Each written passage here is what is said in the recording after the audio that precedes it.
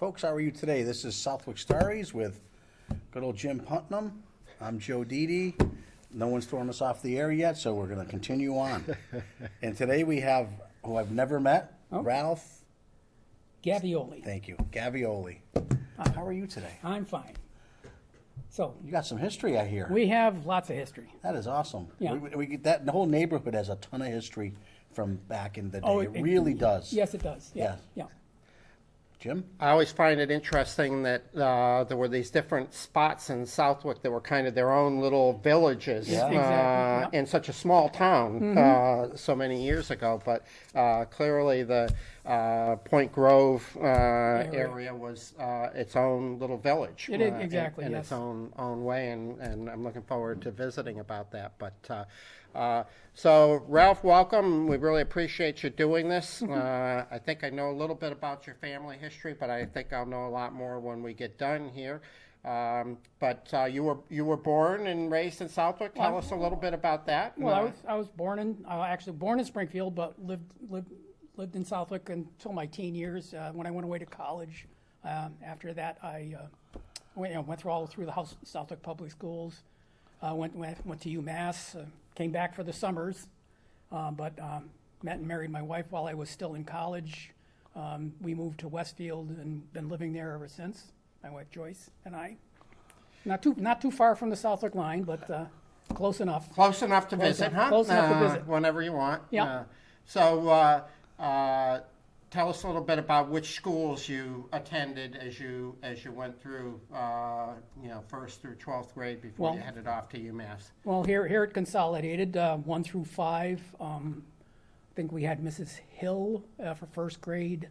I think it was Mrs. Utzinger in second. Mrs. Bedrosian in third. There was a Mrs. Mrs. White in fourth grade. I think it was Mrs. Freeman in fifth. And then at that point in time, they were sending the 6th, 7th, and 8th graders over to the new Powder Mill School. I had my first male teacher, I think, Mr. Reed. And then through middle school, when I would have been a freshman in high school, is when they were doing construction on the new addition for the high school. So we had a freshman class and a sophomore class. We were doing half-day sessions in the morning. The junior high had half-day sessions in the afternoon for the first year. And then the school fully opened what would have been our sophomore year. So that first year, there were no extracurricular activities to speak of because it was just half-day, went to class, no study periods, no lunch. We were off for the afternoon. And 4 years through Southwick High, played a lot of sports, basketball, soccer, Mr. Syrian and company. It was all new, right? It was all new. It was the birth of the Southwick sports program. Yeah, like our soccer team, I think the first year we played, I think we beat East Granby, Connecticut twice. And that was the sum total of our wins for the year. And they say basketball, basically, there were no tryouts for the teams. You showed up, you got a uniform. It was basically, we had small schools, small class size. I mean, the junior class only had like 40 students. There were 70 in our class. I think the freshman class was a little bit bigger. But basically it was, you show up and you get a uniform. So soccer, basketball, and in the spring I did play some baseball. I played baseball, but I had very poor eyesight. I had a great arm, played the outfield quick and everything else, but I just couldn't hit. I can recall one time we were playing against Huntington, and they had a pitcher there that ended up pitching in the majors. I think his last name was Clay. After that, he gave up baseball. So the following years, I did track. Quarter mile, half mile, broad jump, javelin, half mile relay. So small team, you had to do a lot. So who was your first track coach? I think the first year it was Huck Lamb. Okay. Yeah, I think they hadn't hired a track coaches yet. I don't think Atkinson was here at the time for the first year, but he came in later. And basketball coach, do you remember who that was? We had it wasn't Vincent. It was before Vincent. Pew. Okay. Pew, and then Totus was a year or two later, or was it Tobias? He was a younger man. He only coached 1 year. But there again, we pick up open spots in other teams. We weren't in a league for the first year or so. So it was picking up open spots in bigger teams, open schedules. But then by that, I think, playing East Long Meadow, or it's like, there were some embarrassing games.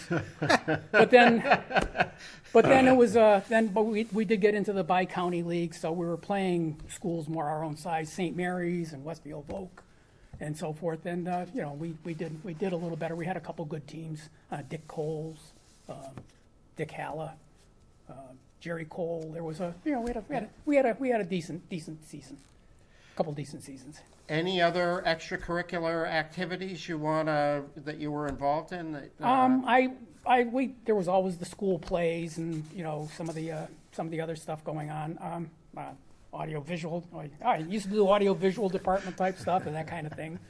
Well, you're pretty special if you still know how to operate all that stuff, because nobody else No, does. yeah, Film yeah. projector. You find a projector or a tape recorder or whatever, something like that. So then I went to UMass, graduated from there, and actually I had changed majors partway through. So I graduated in '69, met and married my wife Joyce while we were still in school, and while I was still in school, and we've been living in Westfield ever since. So we've talked about your schooling. What was it like growing up in Southwick? That would have been the 50s and early 60s. What was Tobacco it like being farmer? Were you picking tobacco like everyone else? Oh, well, if you want to go through my employment history, okay. Well, this is the beginning. All right. Well, As a kid, right? well, like I say, my father, when I was as a young man, I can remember some of my earliest memories were at the Anchor, which was on the Middle Pond, the Anchor restaurant on Middle Pond. My mother would work in the kitchen, or she would sometimes waitress there. So we, my older brother Dick, my older sister Carol, and we grew up in the you weren't restaurant. allowed In to the work family anywhere business. else. Yeah, And you we were grew up working. there, now I can remember back in the 90s when I was working, they started these things where it was take your children to work day. Back in the 50s, it was put your children to work day. every day. Yeah, So, sold. I mean, some of my earliest memories, I used to go, my mother would have to go into Springfield on Thursdays or Fridays to pick up an order at Schimmerhorn's Market, and she'd take me along in my father's 1950 DeSoto carry-all and pick up the fish order, the lobsters and so forth. Go back to the restaurant. I was told when I was a toddler, I had this thing called a Taylor Tot. It was a little kid's buggy kind of thing. I'm told that at one point I did take it down the back hallway and partway down the stairs to the basement at the restaurant at the Anchor. But grew up there. You survived it. Yeah. I survived it. I think my earliest job at the Anchor was when I was about 9 years old. They had a boat launch. People could bring their car and trailer, Yep. launch their boat, pay 50 cents, launch their boat, and they parked the trailer for the day. They could use the picnic areas and so forth. And so I would sit by the boat launch and collect the 50 cents, and I get a quarter. My father got a quarter. I would Profit do sharing, that. Yeah, huh? my older sister had been doing it, but I think when I was 9, I started doing that. So I started doing a little profit. So over the years, as the price went up for the lunch, my father would get 50 cents. I would get a quarter. Yeah. But that was, and let's see. When I turned 12 years old, I think my father had me apply for Social Security card. At 12, you got your Social Security card, and at that point, I started punching the time clock at the Anchor, and he was paying me 50 cents an hour. I would be sweeping floors, stocking the beer coolers, peeling potatoes. So I had to, but he taught me, you fill out your time card, you calculate how many hours you worked, and you tell me what, and he started withdrawing Social Security and everything else. You could claim me as an employee. So it was that, sweep floors, peel potatoes, wash dishes. It was Whatever needed to be whatever done. needed to be done. So you lived in that area of town. So where was the favorite place on the lake to swim for you guys? Well, actually, Or did you just go out the back door? we and- went out, well, there was, at the Anchor, they had a little private beach there. Okay. It was kind of, well, that end of the, we're at the north end of the middle pond. And it was a little bit shallow. It wasn't like Babb's Beach where you had the 80-foot deep waters or whatever. It was probably, at the deepest, I think the middle pond was probably only about 20 feet deep, even in the middle. But he had a small private beach. It was by the Anchorette. I can go, that was a summer place that they had. It was a little, they had locker rooms, a little bathhouse, locker rooms, a soda fountain, ice cream, you know, get hot dogs and hamburgers. People pay to use the beach. They get the locker room. So we had a little beach there, but So you had unlimited free swimming? unlimited free swimming, but it was okay. It wasn't like Babb's Beach with the big high diving boards or the slides or anything like that. Did you go down to Babb's sometimes? Occasionally, not so much for swimming. We would go down when I got a little bit older. We'd go on Friday nights to go roller skating and stuff like that. But I never really spent much time at Babb's Beach. There again, it was work the lake. Yep. My father also he had a bunch of like 6 rowboats that he would rent out, and a couple of them had the 5.5 horse Johnson outboards. Now, my older brother Dick and my cousin Luigi determined that if you, on a very calm day, if you put both the 5.5s on the back of one of the rowboats, we could go water skiing. So that was something to do. It was fun. So did you become an accomplished water skier? I could do okay. Okay. I got to slalom ski. When I got older, one of my friends his girlfriend from Westfield had a cottage over on the North Pond, and we would go water skiing on the North Pond. And it was fun. So with that, let's back up. So the Gavioli family, to me, one of the older families in Southwick. But when was it your grandfather or further back than that first came to Southwick? And share a little bit of the family history. Okay, so I think it was about either late 1907 or early 1908. My great grandfather, Domenico Pavetti, who was, I believe he was a widower rather. Yeah, he was a widower. Came to the United States and he brought along his son-in-law, Dominic Gavioli, my grandfather. Now, Louisa Gavioli, my grandmother, stayed back in Italy with her 2 young daughters. They had 2 young daughters, Lena and Bruna, my father's older sisters. The plan was supposed to be that Domenico and Dominic were going to get set up in the United States, and they were going to send for Louisa. Well, I guess there were some kind of miscommunications. Anyway, Louisa got a little bit tired of waiting, and so about a year later, she packed up her 2 young daughters, hopped a boat, and tracked down my grandfather in Bridgeport, Connecticut. Oh, good for her. And, yeah, good for her. I can get it. I got some things to tell you about my grandmother, but yeah. So she found them in Bridgeport, Connecticut. My father was born in Bridgeport in 1910. He was the first of his family born in the U.S. And I'm not sure, it was later in the teens or early 20s when they moved to Southwick. And I guess the standard operating procedure at the time was you find a place on Point Grove Road and you open a restaurant. If you're Italian, that was modus operandi. So they had a small restaurant. It was right on Point Grove. I'm not sure what the name of it was. It was just right on the road.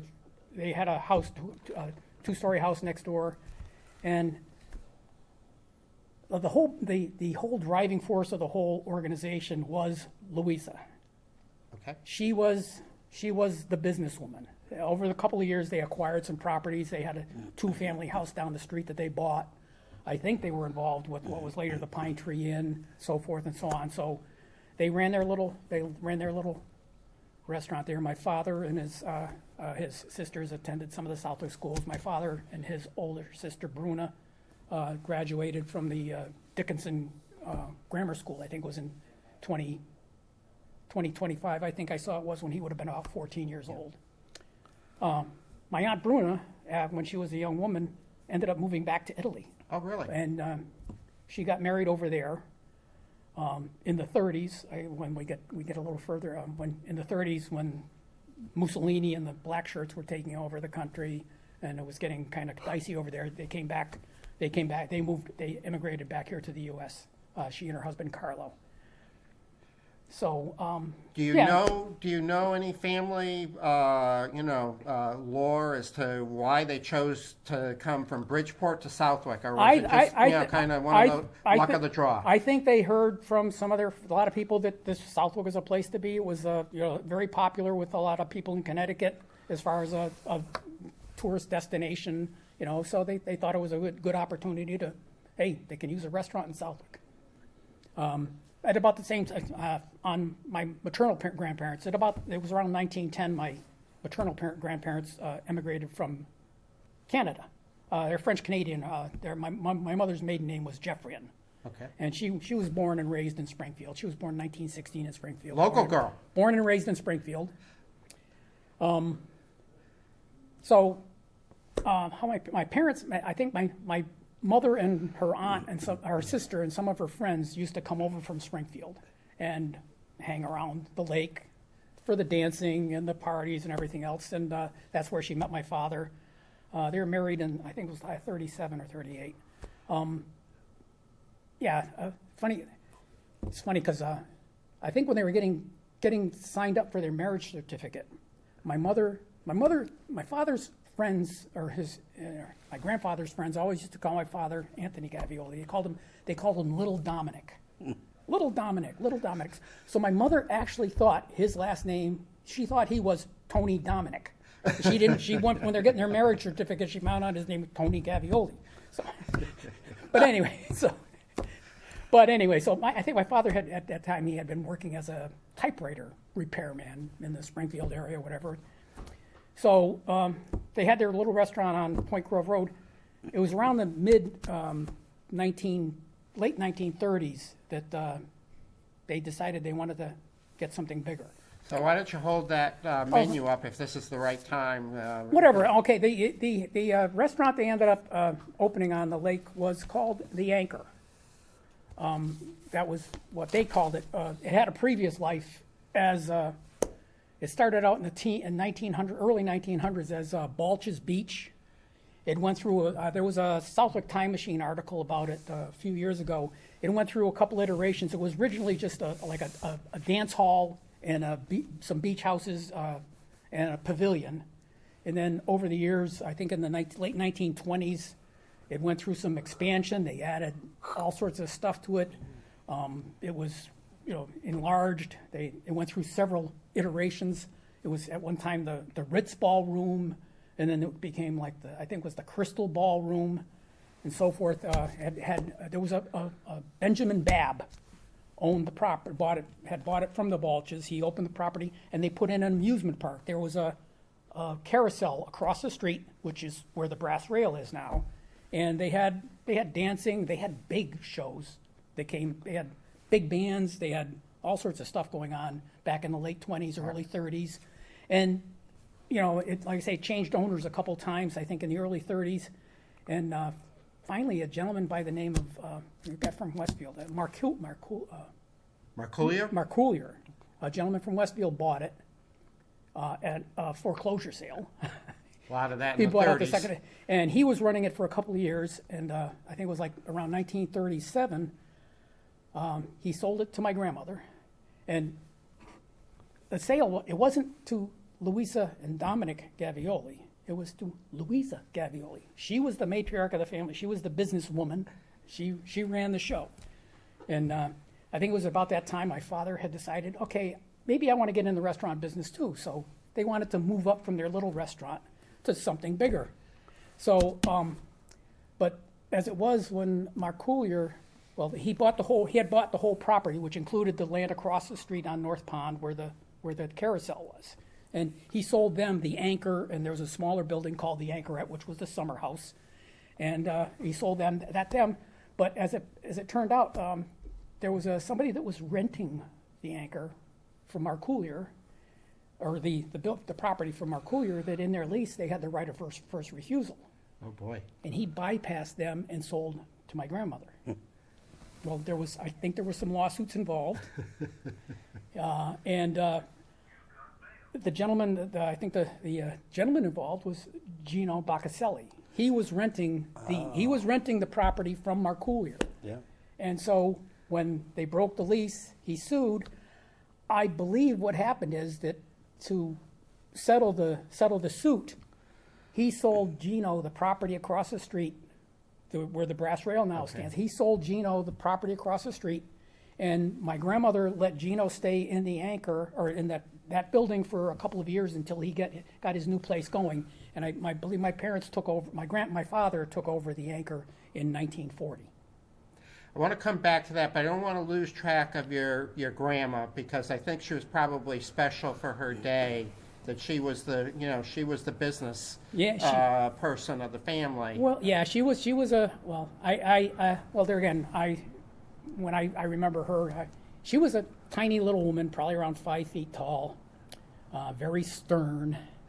I honestly I can't remember seeing her smile that often, but she was in charge. Now my grandfather Dominic, I mean, he was in his 60s by the time I was old enough to remember. And I just remember he was just a kind of easygoing guy.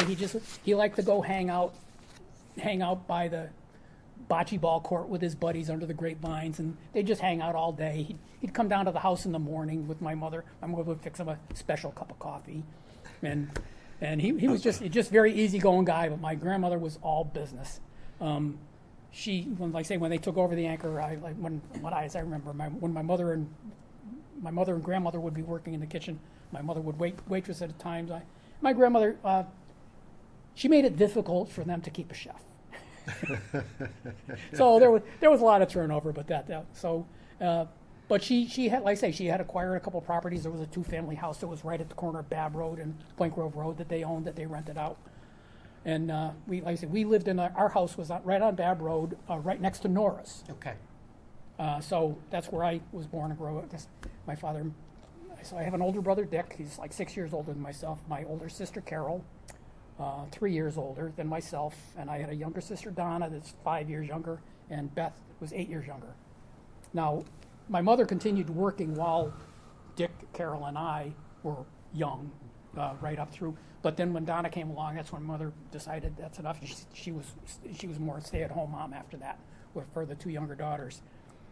But like I say, Louisa, my grandmother, she was a piece of work. She was a tough little lady.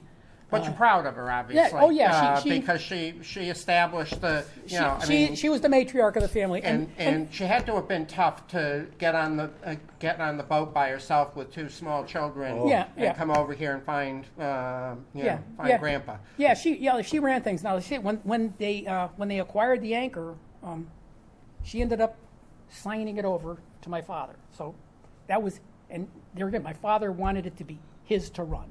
He was totally in charge. That was his business, and there was a little friction there because at this point my Aunt Bruna and her husband Carlo had moved back to the States, and they wanted to be involved in it. And my father, no way. So there's a little family friction there. As it was, they ended up. I think my grandmother. They got set up and they were running. They were running the Pine Tree Inn, which was further down the street, almost on the West Suffield line. And they had the Pine Tree Inn until the early 50s. They sold it, or they left there and they moved down to Avon, Connecticut.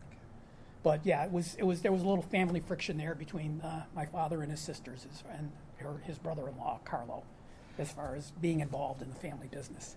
Maybe this is a good time to do a brief review here, but the real estate from, let's say, what we now call the Launch Restaurant to what is the, I believe, vacant former VFW building, it looked different when exactly. you were growing up. Exactly. Yeah, exactly.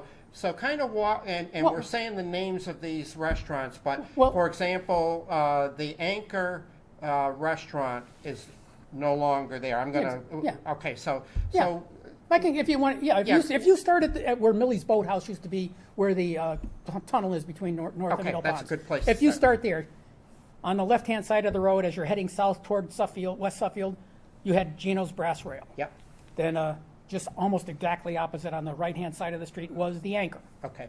And the other side of the Anchor's parking lot was the Anchorette, and right next to the Anchorette was the SP Club, which later became Louis B's, which Is still there. Is still there. It was the Walk on the Water for a couple Yeah, of years. it's been several different things. Yeah, on the left-hand side, as you started up Point Grove forward, you had Norris. Yeah. Oh, funny thing about Norris, I found out Nora was a Battistoni.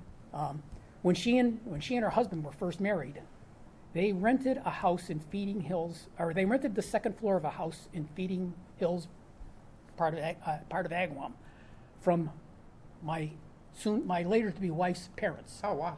So there was and Nora used to babysit for my wife when she was a child. So Small world. Small world, yeah. I found that out later. So okay, so you had Nora's on the left, then a little further up the hill, there was the hilltop. There was a tavern. The front part was a local market. They had a grocery store market in the front, but there was a tavern in the back. A little further, you travel a little further, a couple hundred more. You couldn't go more than a couple hundred yards without hitting a bar. But a couple hundred yards down the street on the left-hand side was my grandparents' original restaurant. And then another couple hundred yards down the street on the right-hand side was the Pine Tree Inn, later to become the VFW. So there were lots of choices for dining choices, dining and drinking Oh, choices. and the other one around on the Lakeview was the Lakeview Inn, which I think at some point in time back in the 70s, I think somebody renamed it the Anchor Inn at some point. Yeah, that was originally the Lakeview Inn. That was down on Lakeview Road on the point on North Pond. So now let's go back and so basically the state boat ramp is on top of where the Anchor restaurant. Like I say, the Anchor. Well, when I was I worked at the Anchor starting at age 10 or 11, Washington and all that stuff. There again, in the summer times, starting at 12 years old, I worked at tobacco farms. When you were 12, you could work a half a day. So I'd work a half a day at the tobacco farm, go home, get cleaned up, and go to the Anchor and work the rest of the day.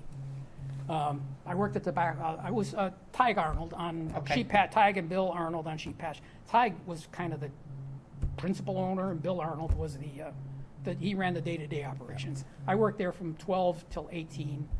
Except one summer, I took one summer. I didn't work tobacco. I worked at the Balch's Market that was down in the center of town. Country Colonial is there now. I worked at Balch's.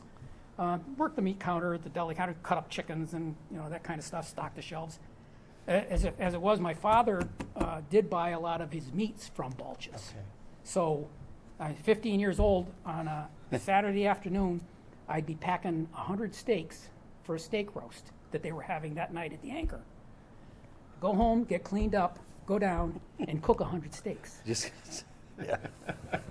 I was a 15-year-old steak chef. Yeah. Jeez.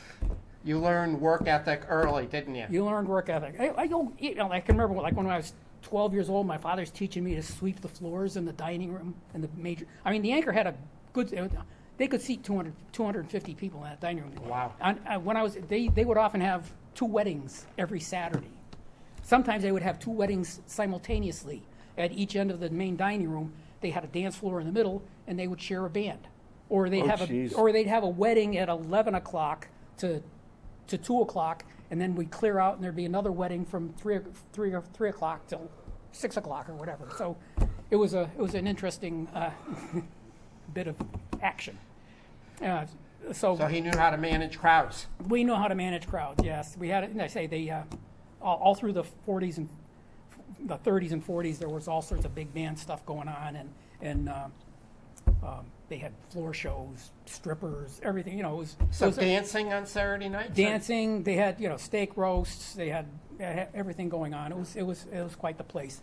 Like I say, that in the summertime with the big parking lot, they had the boat launch. People could park their boats and trailers for the day. There were a bunch of docks along the back of the building. People could park at the dock, and there was some big porches off the back, so people could come in their bathing suits, and they could sit down and have a meal and a couple of drinks. And they didn't have to worry about getting dressed. It was they just come in and go. It was pretty much fun. So give me the advertisement here. Why would with all those restaurants in the half mile or so, why did people choose to go to the Anchor? What was special about Well, it? one thing, when it was built, one of the renovations they did back in the 30s, the place was completely air-cooled and air-conditioned. But it was unique. They didn't have any refrigeration. Somebody, at some point, some ingenious person, drilled an artesian well. And in the summertime, they would pump. Wow. They would pump through the coils. Yeah. They would pump this water Through the from the radiators, through the coils, and the fans would just blow over the coils. And you could go out to where the thing outlet back into the pond, back into the lake, and that water was pure as could be and freezing cold. It was just barely above freezing, but pure, clean water. But it was totally air conditioned. It was, I guess, eco-friendly. Eco-friendly, yeah, they were ahead of their time. They were ahead of their time. Green yeah. energy. Green energy. Yeah, so it was an interesting place. Yeah, like I say, when one of my more interesting jobs there, when my older brother Dick went into the Navy, I was like 12 years old at the time. So my father needed somebody to plow the driveways in the winter. So 12 years old, I learned how to drive a 3/4-ton flatbed 48 Chevy With a and- plow. with a snow plow, and I would plow the driveways. And once the lake froze over, 25 cents a driveway. no, I would plow the parking lot of the Anchor, Wow. the whole parking lot. And when the lake froze over, we would go out and plow off a skating rink on the lake. And we had some barbecue pits out by the side, and we had there were some spotlights on the back of the building that shone onto the lake. There would be skating parties in the winter. Wow. That we would throw some logs in the barbecue pits and get a good fire going, and we'd leave the lights on. People would come down. A lot of people in town would come down. You could roast marshmallows by the fires and skate. And if the ice got a little bit too rough, the volunteer fire department would come down. They'd chop a hole in the ice, spray some fresh water over it, so it would stay nice and fine for everybody to go skating. So did you ever, just out of curiosity, did you ever put the 48 flatbed into the water? I did not. One year, my father went out and he plowed a little bit too early, and it didn't go completely through. But the back axle Scared the heck stopped. out of him, huh? Yeah, and there was. I did one time. I did finish plowing, and you looked out, and where the snowbanks were piled up, you could see a little bit of water collecting where the ice had cracked a little bit. But we never lost the 48 Chevy. 48 Chevy. It was a Chevy.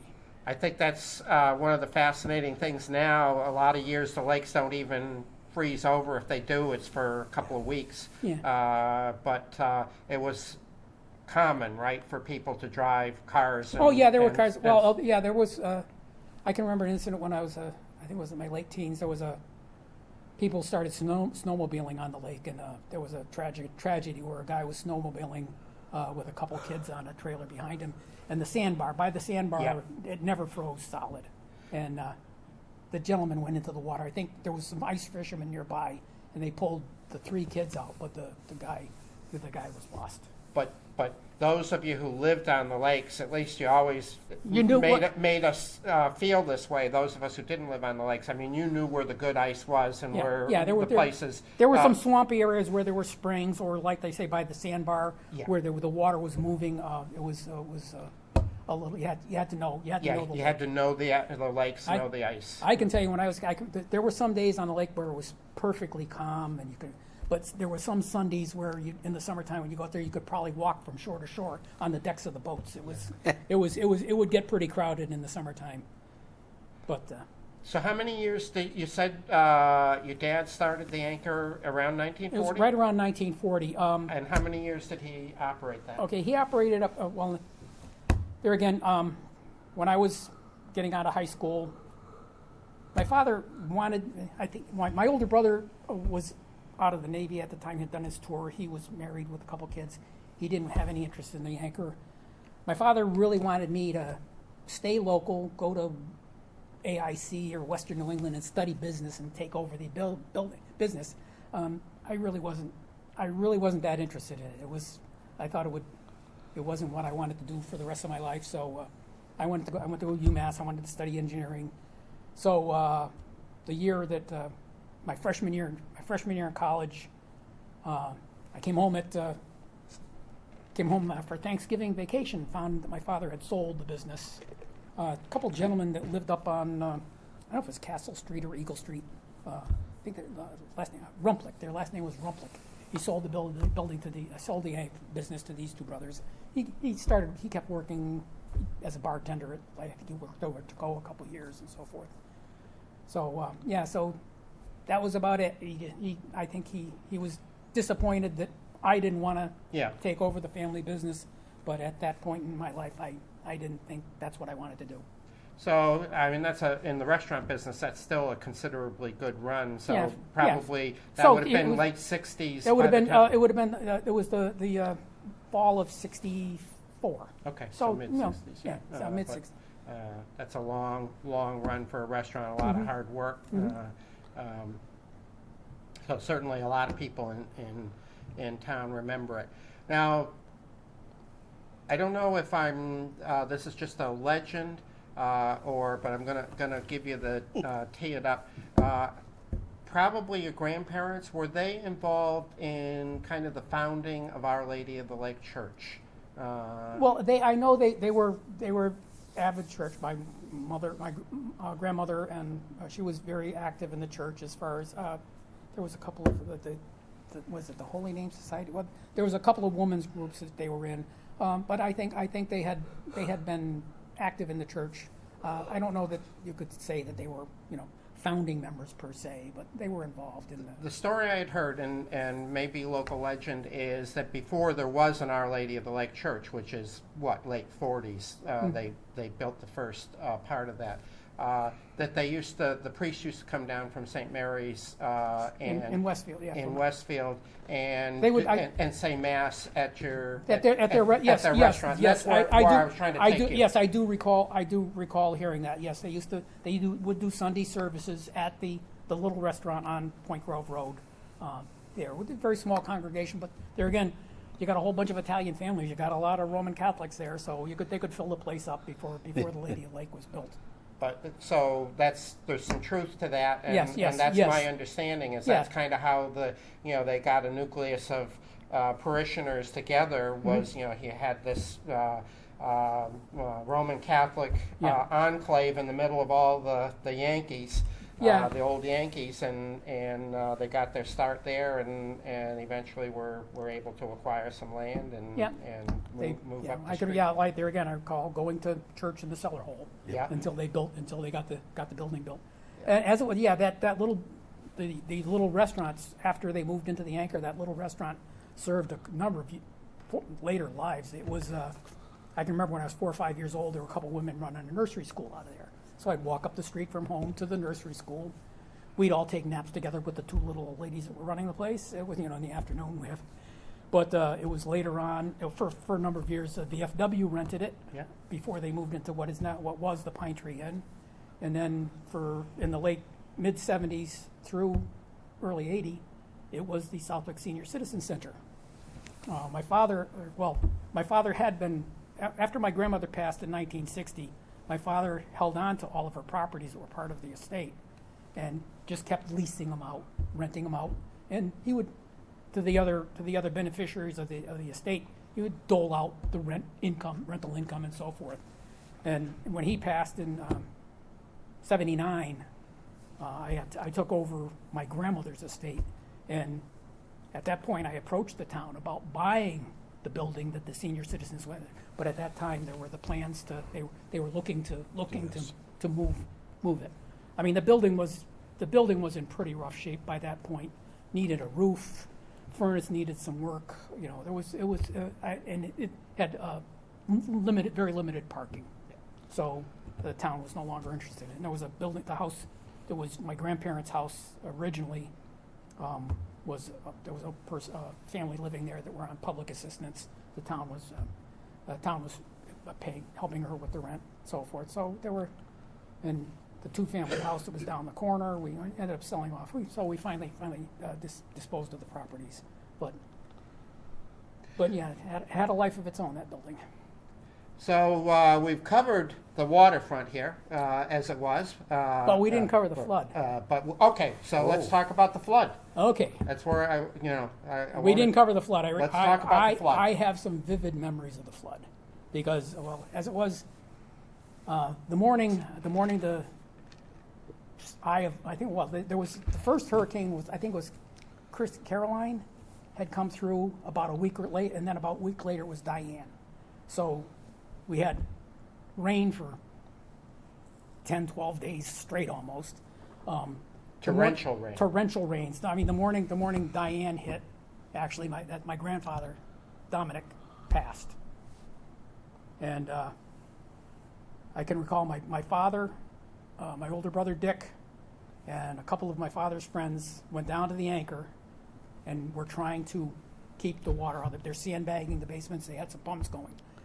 The town was in the process of plugging the tunnel between the middle pond and the north pond because they were worried about the dike at the north, the dam at the north end of the north pond going and taking out half of Westfield. So the waters rose. The anchor had the basement was right on the water. The basement was probably 8-foot ceilings. The water got about 7 feet deep in the basement of the anchor. They were trying to keep the flood waters out, but at the point they lost power, the pumps, they lost electricity, pumps started working, they had to abandon it. So a day or two later, when the rains finally stopped, you went down there, and the anchor was sitting up a little island. The parking lot was completely flooded. The waters, we had tied up all the rowboats over by the trees right next to Point Grove Road. So a few of us would get in the rowboats, and we were, going around the building. There was a gentleman from the south end of the lake whose cabin cruiser had gotten hung up next to almost by where the tunnel was. So a couple of us got the rowboats. He came down looking for his boat, and a couple of us got out the rowboats, and we ended up towing his thing off the branches and stuff for him, and he took it back down to the other end of the lake.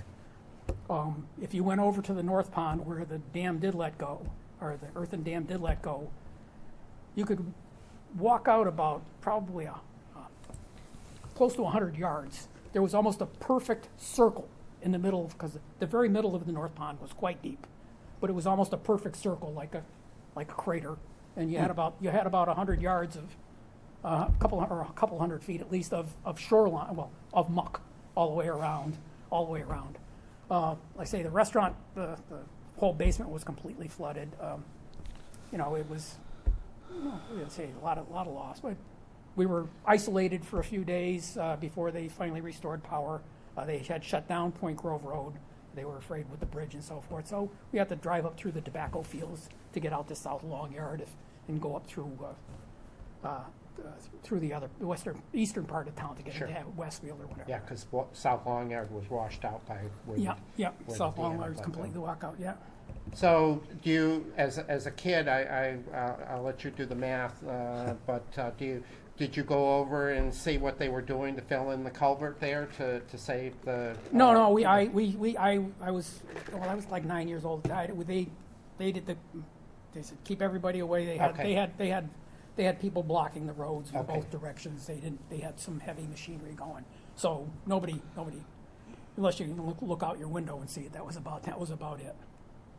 How long did it take for the North Pond to replenish itself? Actually, I'm pretty sure that it was by the winter they had rebuilt the dam and the pond. They started clearing the debris from the thing.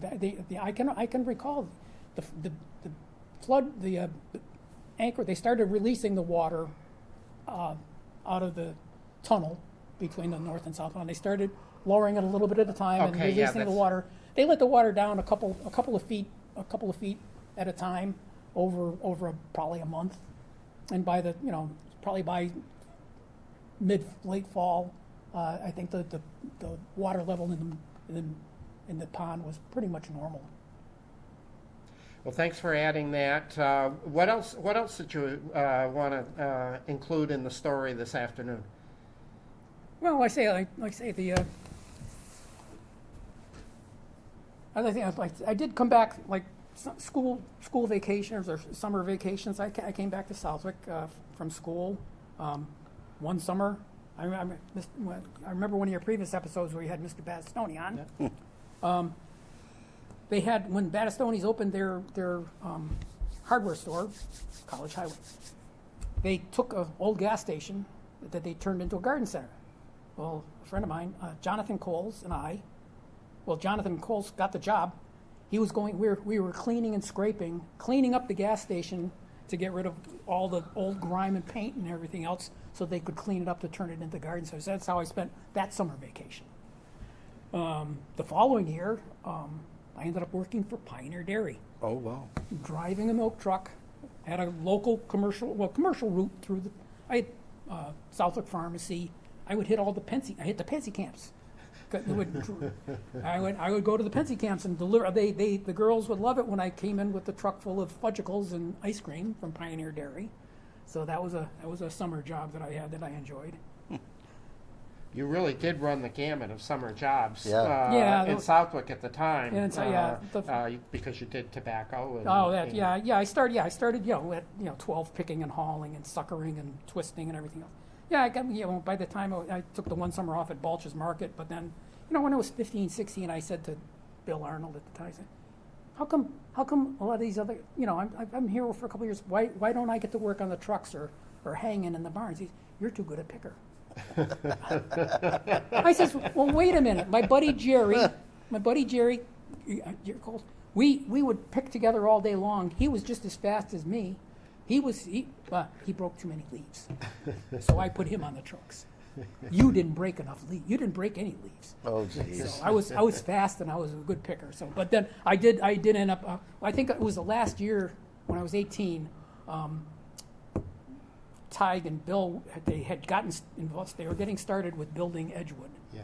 So they leased their farm to I think it was a Doy's out of Westfield, and I worked for them. I was a straw boss that summer with the field crews. They didn't care how you picked then. They didn't care how I picked. They didn't care how I picked. I didn't carry that reputation to them. Very good. Well, Joe, I'm going to turn it back to you. I'm just amazed. It really is And that's not there anymore, like you said. So the breakfast place that's there now, the launch. Yes. Well, yeah, like I say, is to the right of where it was. There's a little greeting center right by the road there. Yeah. Yeah. Gotcha. Yeah, and there's a breakfast place. I think it was the Landing or something like that. It's over by the point on the opposite side of the cove. But the Anchor actually the building. It was about 2 or 3 years after my father sold it. So he sold it in the fall of '64. I think it was about 2 years later that the Anchorette, the summer place, burned down. Oh. It was about a year and a half after that the Anchor itself burned down. For years, if you drove down Point Grove Road, you'd see a big stone chimney standing out there with and there'd be a couple of where the front the concrete pads where the front stairs were, and that's all that was left. Wow. Yeah, the building it had there were a couple boathouses. There were a couple boathouses there that kind of got wrecked during the flood, but they built them back up. But I say it was quite different. Yeah. No, I think when you look at the pictures that Ralph brought, it looks completely different than it does today. Yeah. Other than this, right? That's the point where the dock is. Yeah. Yep. Yeah. If you took a look at it, if you go Google Earth and Google Earth that's it still now, there. it's Like you say, the Louis B's or whatever you want to call Well, it. this was the Anchorette, and Louis B's was over here. Was over there. Louis B's has been added on to a dozen times, since that picture was taken. Wow. So that was the Anchorette. Okay. That was the Anchorette. Yeah. It's the state parking lot now. Pioneer Dairy Ice Cream and hot dogs and hamburgers. Yeah. I bet they did. Everybody loved Pioneer Dairy. Yeah. Yeah, as it is. I live over in Westfield off of Shaker Road, and the Great Brook, actually abuts my backyard. Okay. So Yeah. Yeah. So it's from one end of the Great Brook to the other, it's like. As the crow flies, not that, or as the brook flows, not that. As the brook flows, well, no, that brook flows a little wavy, but just a few miles. And at this point, was that hotel on North Pond There was a beach on North Pond and a hotel, correct? Oh, are you referring to the north end of North Pond where, what was the beach on the north They side? had fuel. Well- Having a brain cramp they've- here right now. They've but- turned all that into, they got conservation land there Yes. now? Now, yes, yeah. That's now. owned When by I the was little, there was town, so- foundations still out Yeah. there. Yeah, When I was yeah. ice fishing, small, yeah. Yeah, I don't remember that, I don't remember it that It wasn't well. Babs, it was, Oh, I forget, but Well, that'd be the same hit the time era. machine, yeah. We'll Yeah. remember after he Yeah, turns yeah. the camera off, but, Yeah. but I don't know, and that, I think, my understanding is that that beach kind of went out of business about the time of the flood too, that they Yeah, I lost think that that season. Yeah. took care of it. And was there ever any buildings up there that would have been equivalent to what they had there on Point Grove? Not that I recall, I say, the only business I recall on North Pond was, well, other than Gino's, which was on the Lily Pond part, but was the Lakeview Inn. Yeah. Yeah, There you're were, right, yeah. there were houses, like down at the end of Castle Street and Lakeview Street and Eagle Yeah. Street. Each street had a little beach access for all the people on the streets. The north side of North Pond, there were a few cottages over there, but it was mostly woods. Yeah, I say, there was everything, most of the stuff on the North Pond was concentrated on the south and, yeah, the south and west side. wow. Well, very good. Small little town, A fascinating Little Italy. history and Or what did they great call it? family, great family memories.